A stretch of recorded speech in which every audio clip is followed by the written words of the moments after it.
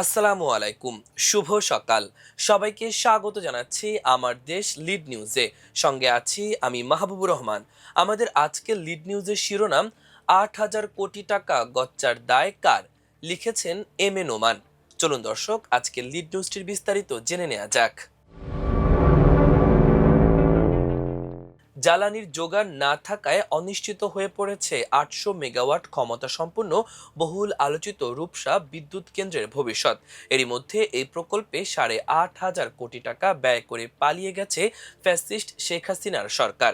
বিদেশি ঋণ ও রাষ্ট্রের নিজস্ব তহবিল থেকে ব্যয় করা এ বিপুল অর্থের দায় এখন কে নেবে? এ নিয়ে সরকারের নীতি নির্ধারক সহ বিদ্যুৎ বিভাগের কর্মকর্তাদের মধ্যে আলোচনা হচ্ছে। বিচারপতি মইনুল কমিশনও বিদ্যুৎ কেন্দ্রটিকে অপ্রয়োজনীয় ও রাষ্ট্রের অর্থগচ্চার প্রকল্প হিসেবে চিহ্নিত করে দায়ী ব্যক্তিদের বিরুদ্ধে কঠোর আইনানুগ ব্যবস্থা নেয়ার সুপারিশ করেছে। গ্যাস সরবরাহের ব্যবস্থা না করেই ক্ষমতাচ্যুত আওয়ামী লীগ সরকার ২০১৯ সালে গড়ে তোলে এই বিদ্যুৎ কেন্দ্রটি।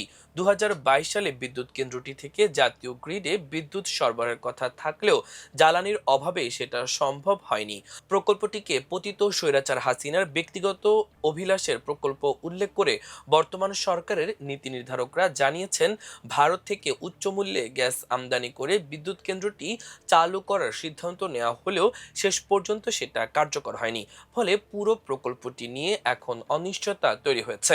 সরকারের একজন ঊর্ধ্বতন কর্মকর্তা জানান, দেশীয় উৎস থেকে গ্যাসের যোগান দিয়ে আগামী বছরে বিদ্যুৎ কেন্দ্রটি কমিশনিং এর অর্থাৎ পরীক্ষামূলক চালুর চিন্তা করা হচ্ছে। খুলনা অঞ্চলে কখনো গ্যাস উৎপাদন হলে সেটা দিয়ে যাতে বাণিজ্যিক উৎপাদনে যাওয়া যায়। কর্মকর্তাদের মতে উৎপাদনে যাওয়ার আগেই এই বিদ্যুৎ প্রকল্পে স্থাপিত যন্ত্রপাতির আয়ুষ্কাল অর্থাৎ লাইফ টাইম প্রায় অর্ধেক শেষ হয়ে গেছে। গ্যারান্টি পিরিয়ডেরও পুরো সময় পার হয়ে গেছে। নতুন করে গ্যাস উৎপাদন না হওয়া পর্যন্ত বিদ্যুৎ কেন্দ্রটি চালুর কোনো উপায় দেখছেন না সরকারের নীতি নির্ধারকরাও। বিদ্যুৎ বিভাগের কর্মকর্তারা জানিয়েছেন, ঐশীয় উন্নয়ন ব্যাংক অর্থাৎ এডিবি ও ইসলামী উন্নয়ন ব্যাংক অর্থাৎ আইডিবি যৌথভাবে এই প্রকল্পে $৫০০ মিলিয়ন অর্থাৎ প্রায় ৬,০০০ কোটি টাকা ঋণ দেয়। আর সরকারের ব্যয় ২,৫০০ কোটি টাকার মতো। পুরো এ অর্থই এখন দেশবাসীর জন্য বোঝা হয়ে দাঁড়িয়েছে। সুদসহ কিস্তি পরিশোধের মেয়াদ শুরু হওয়ায় চাপে পড়েছে north west power generation company নওপাজেকো। এখন ৮,৫০০ কোটি টাকা গচ্চার জন্য দায়ীদেরও আইনের আওতায় আনার লক্ষণ দেখা যাচ্ছে না। বিদ্যুৎ ও জ্বালানি বিশেষজ্ঞদের মতে, জ্বালানির যোগান ছাড়াই বিপুল অর্থ ব্যয়ে বড় বিদ্যুৎ কেন্দ্র নির্মাণ কেবল বাংলাদেশই সম্ভব। কারণ এখানে দেশের স্বার্থে প্রকল্প নেওয়া হয়নি, বাস্তবিক অর্থে এই প্রকল্প নেওয়া হয়েছে ভারতের একতরফা স্বার্থে। বিদ্যুৎ বিভাগ থেকে জানা গেছে, ২০১৪ সালের ১৫ নভেম্বর খুলনার রূপসায় ৮০০ মেগাওয়াট কম্বাইন্ড সাইকেল বিদ্যুৎ কেন্দ্রের প্রকল্পের জন্য খুলনা নিউজপ্রিন্ট মিলস লিমিটেডের পরিত্যক্ত আবাসিক এলাকা থেকে জমি বরাদ্দের সিদ্ধান্ত হয়। ২০১৫ সালের ১২ আগস্ট হাসিনার বিশেষ নির্দেশে প্রকল্পটি নীতিগতভাবে অনুমোদন করা হয়। একই বছরের ২রা নভেম্বর এ প্রকল্পের অনুকূলে উন্নয়ন সহযোগী সংস্থার কাছ থেকে ঋণ প্রাপ্তির বিষয়ে অনুসন্ধানের জন্য পরিকল্পনা কমিশন পিডিপিপি অনুমোদন দেয়। বিদ্যুৎ বিভাগ জানায়, খুলনায় এ বিদ্যুৎ কেন্দ্রের প্রকল্প নেওয়ার আগে ২০১৩ সালে ভারতের বেসরকারি প্রতিষ্ঠান এইচ এনার্জি পশ্চিমবঙ্গের দীঘায় তাদের এলএনজি টার্মিনাল থেকে বাংলাদেশ সরকারকে রিগ্যাসিফাইড এলএনজি সরবরাহের প্রস্তাব দেয়। মূলত এই প্রস্তাবের উপর ভিত্তি করে রূপসায় ৮০০ মেগাওয়াট ক্ষমতা সম্পন্ন বিদ্যুৎ কেন্দ্র স্থাপনের প্রকল্প হাতে নেয় পতিত আওয়ামী লীগ সরকার। এলএনজি সরবরাহের জন্য নওপাজেকো ২০১৬ সালের ৪ ফেব্রুয়ারি এইচ এনার্জির সঙ্গে সমঝোতা স্মারক অর্থাৎ এমওইউ সই করে। এরই মধ্যে ভারতে এইচ এনার্জির প্রস্তাবিত গ্যাস পাইপলাইন স্থাপনের বিষয়ে বিরোধ শুরু হলে তা সালিশের পর্যায়ে গিয়ে গড়ায়। এতে রূপসা বিদ্যুৎ কেন্দ্রের জন্য এইচ এনার্জির কাছ থেকে এলএনজি প্রাপ্তির বিষয়টি অনিশ্চিত হয়ে পড়ে। পেট্রোবাংলা সূত্র জানিয়েছে, ভারতের এইচ এনার্জির কাছ থেকে বিদ্যুৎ কেন্দ্রের জন্য জ্বালানি হিসেবে রিগ্যাসিফাইড এলএনজি প্রাপ্তির বিষয়টি অনিশ্চিত হয়ে পড়লেও সরকার ওই বিদ্যুৎ কেন্দ্র নির্মাণের প্রকল্প বহাল রাখে। বিদ্যুৎ বিভাগ পেট্রোবাংলার কাছে গ্যাস সরবরাহের নিশ্চয়তা চায়।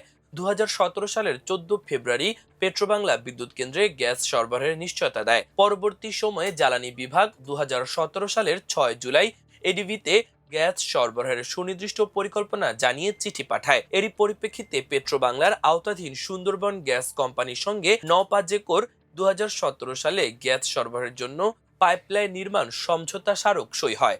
অর্থ মন্ত্রণালয় সূত্র জানিয়েছে, গ্যাসের নিশ্চয়তা পাওয়ার পর ২০১৮ সালের ২২ মে জাতীয় অর্থনৈতিক পরিষদ একনেক রূপসার ৮০০ মেগাওয়াট উৎপাদন ক্ষমতার বিদ্যুৎ কেন্দ্র প্রকল্পটি অনুমোদন দেয়। প্রকল্পের ব্যয় ধরা হয় ৮,৫০০ কোটি টাকা। এর মধ্যে বাংলাদেশ সরকারের নিজস্ব অর্থায়ন ২,৪৬১ কোটি টাকা আর বৈদেশিক ঋণের পরিমাণ ৫,৯৮৮ কোটি টাকা।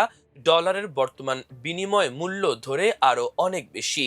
নওপাজেকো সূত্র জানায়, এই প্রতিষ্ঠানের নিজস্ব ব্যবস্থাপনায় ২০২০ সালে যুক্তরাষ্ট্রভিত্তিক কোম্পানি এক্সিলারেট এনার্জির সঙ্গে যৌথ উদ্যোগে পটুয়াখালীর পায়রাতে ভাসমান এলএনজি টার্মিনাল স্থাপনা সহ খুলনা পর্যন্ত গ্যাস পাইপলাইন নির্মাণের উদ্যোগ নেওয়া হয়েছিল।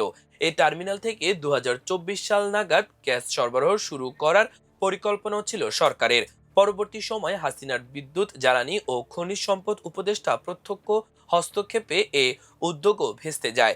যদিও ভাসমান এলএনজি টার্মিনালটি বিশেষ আইনে পেট্রোবাংলার মাধ্যমে বাস্তবায়নের সিদ্ধান্ত নেওয়া হয়। আওয়ামী লীগের সঙ্গে সংশ্লিষ্ট এ মহল আবারও ভারত থেকে এলএনজি আমদানির উদ্যোগ নেয়। ফলে পায়রা এলএনজি টার্মিনাল বাস্তবায়ন কাজ আর এগোয়নি। কর্মকর্তারা জানান, অন্তর্বর্তী সরকারের কোনো প্রকল্প বাস্তবায়ন না করার সিদ্ধান্তের কারণে পায়রার ভাসমান এলএনজি টার্মিনাল এবং এ ধরনের অন্যান্য সব উদ্যোগ বন্ধ হয়ে যায়। ফ্যাসিস্ট হাসিনার ১৫.৫ বছরের স্বৈর শাসন আমলে বিদ্যুৎ ও জ্বালানি খাতের অনিয়ম এবং দুর্নীতি অনুসন্ধানে সুপ্রিম কোর্টের অবসরপ্রাপ্ত বিচারপতি মইনুল ইসলাম চৌধুরীর নেতৃত্বে জাতীয় কমিটি করেছিল অন্তর্বর্তী সরকার। কমিটির প্রতিবেদনে বলা হয়েছে, গ্যাসের যোগান না থাকার পরেও তারা একের পর এক বিদ্যুৎ কেন্দ্র গড়ে তুলেছে। এটি শুধু ব্যক্তিগত লাভের জন্যই করা হয়েছে। এসব বিদ্যুৎ কেন্দ্র নির্মাণে হাসিনার সরাসরি হস্তক্ষেপের প্রমাণ পাওয়া গেছে। বিদ্যুৎ, জ্বালানি ও খনিজ সম্পদ মন্ত্রণালয়ের দায়িত্ব ছিলেন তিনি। সাবেক ২ বিদ্যুৎ সচিব, যারা পরে প্রধানমন্ত্রীর কার্যালয়ের মুখ্য সচিব হয়েছিলেন, তাদের সংশ্লিষ্টতা আছে সংঘবদ্ধ এসব দুর্নীতিতে। এই দুজন হলেন আবুল কালাম আজাদ ও আহমদ কায়কাউস। শুধু ভারতকে একতরফা সুবিধা দিতে নেওয়া প্রায় ৮,৫০০ কোটি টাকার প্রকল্প অনিশ্চয়তা দেখা দিয়েছে বলে মনে করেন বিদ্যুৎ ও জ্বালানি বিশেষজ্ঞরা।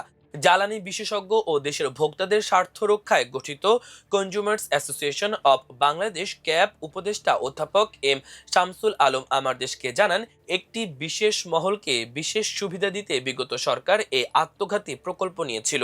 ওই সময় এ ব্যয় ৮,৫০০ কোটি টাকা হলেও এখন এর দায় প্রায় ১০,০০০ কোটি টাকার উপরে পৌঁছেছে।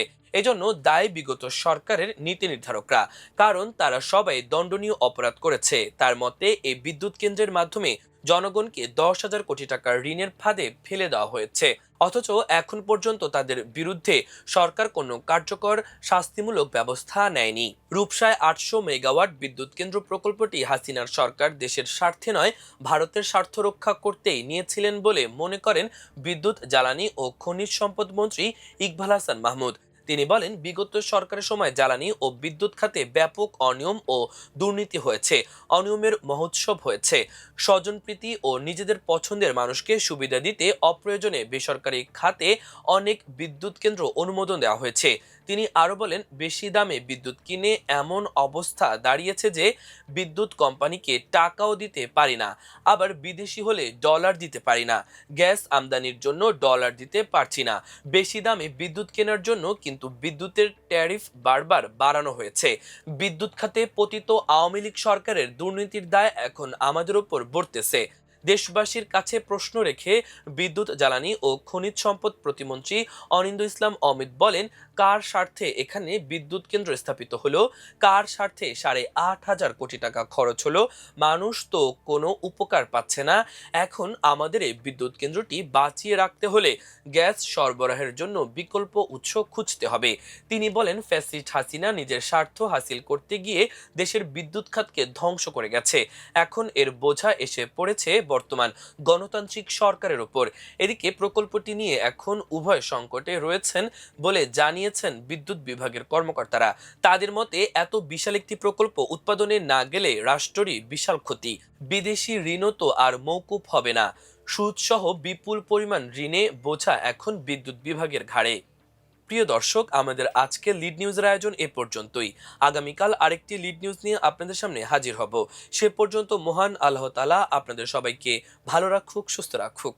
এতক্ষণ সঙ্গে থাকার জন্য অসংখ্য ধন্যবাদ। আল্লাহ হাফেজ।